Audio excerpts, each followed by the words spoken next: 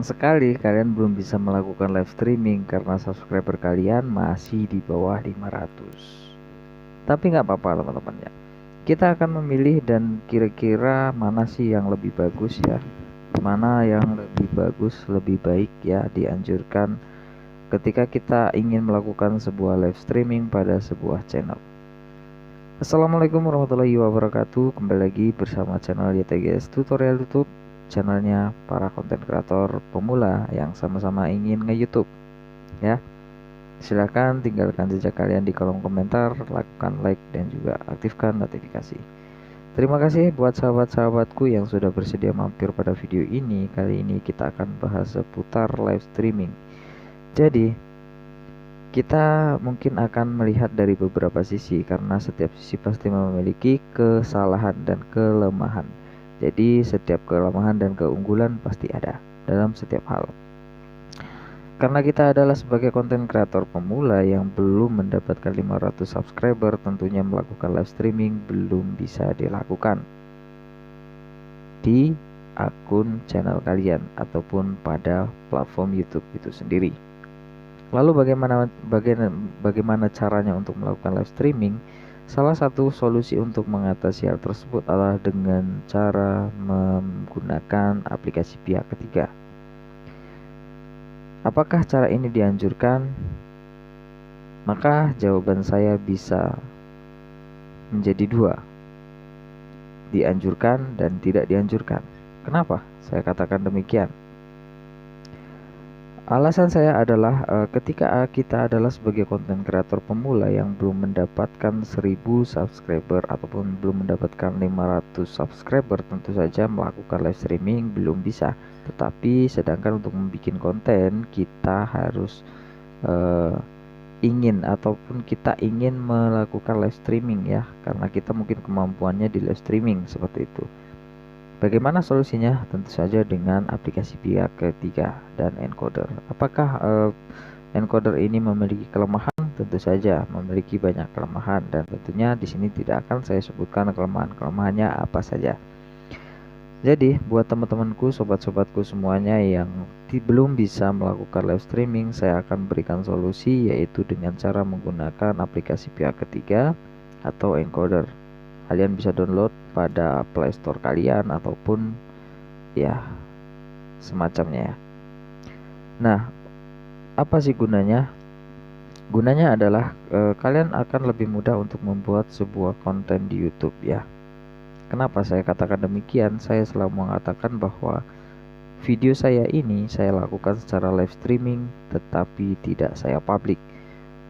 Nah, bagaimana cara saya? Cara saya yaitu menyimpan live streaming tidak publik, kemudian setelah selesai saya edit di YouTube studionya langsung, kemudian langsung saya simpan baru akhirnya menjadi sebuah video. Jadi sama seperti upload video. Bedanya saya lakukan dengan live streaming. Tapi bang, punya abang subscribernya masih 30. Kok bisa melakukan live streaming? Nah, itu dia tadi teman-teman, saya menggunakan aplikasi pihak ketiga. Makanya walaupun channel kecil, saya masih bisa melakukan live streaming. Jadi buat teman-temanku, sahabat-sahabatku semuanya, kalau masih belum mendapatkan 500 subscriber yang belum bisa melakukan live streaming langsung di YouTube, bisa menggunakan cara ini ya.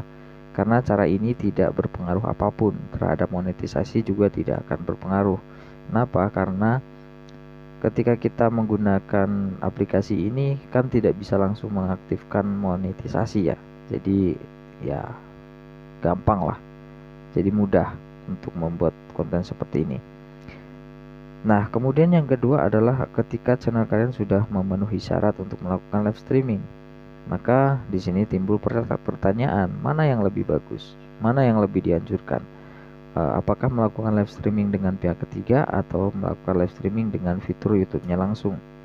Maka jawaban saya akan mengatakan bahwa melakukan live streaming dari fitur YouTube-nya langsung. Kenapa hal itu saya katakan demikian? Karena dengan cara melakukan live streaming di YouTube-nya langsung, ketika kalian sudah mencapai syarat, ya tentunya syaratnya itu sudah tercukupi dan tercapai. sudah monetisasi, sudah 4000 jam tayang, pokoknya tinggal menampilkan iklan.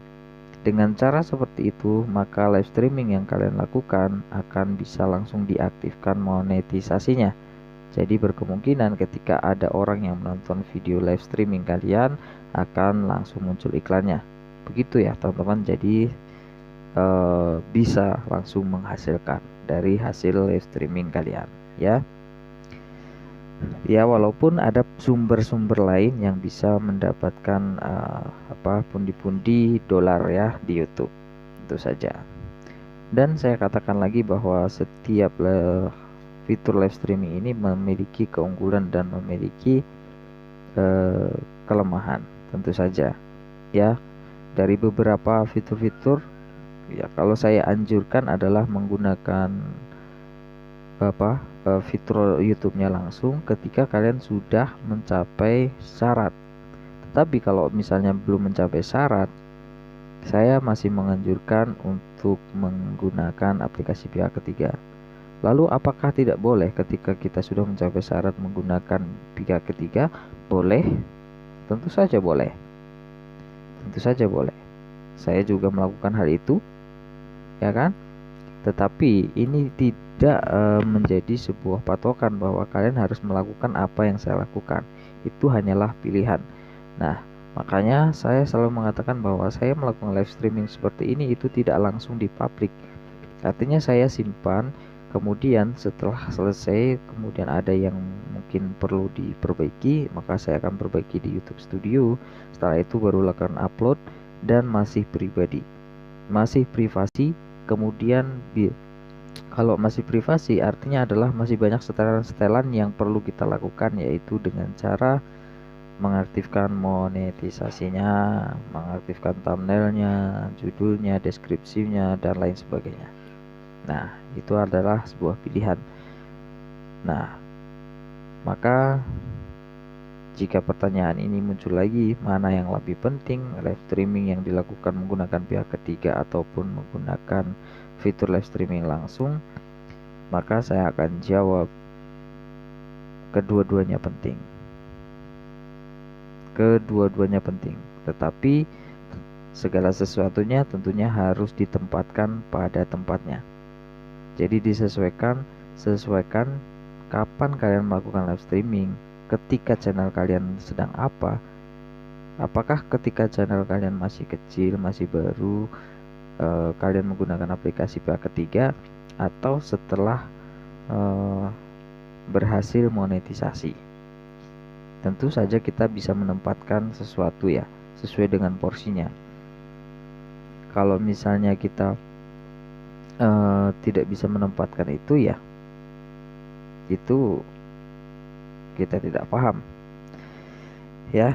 Jadi itulah sedikit informasi tentang live streaming. Mana yang lebih penting, saya akan katakan penting dua-duanya, karena kita lihat dari channel kita sendiri, apakah kita channel yang masih baru, apakah kita channel yang sudah berhasil monetisasi. Masing-masing memiliki keunggulan, masing-masing juga memiliki kelemahan. Jadi tentu saja kita sebagai content creator bisa menempatkan sesuatu pada tempatnya. Semoga informasi ini bermanfaat. Salam dari YTX Tutorial YouTube. Assalamualaikum warahmatullahi wabarakatuh.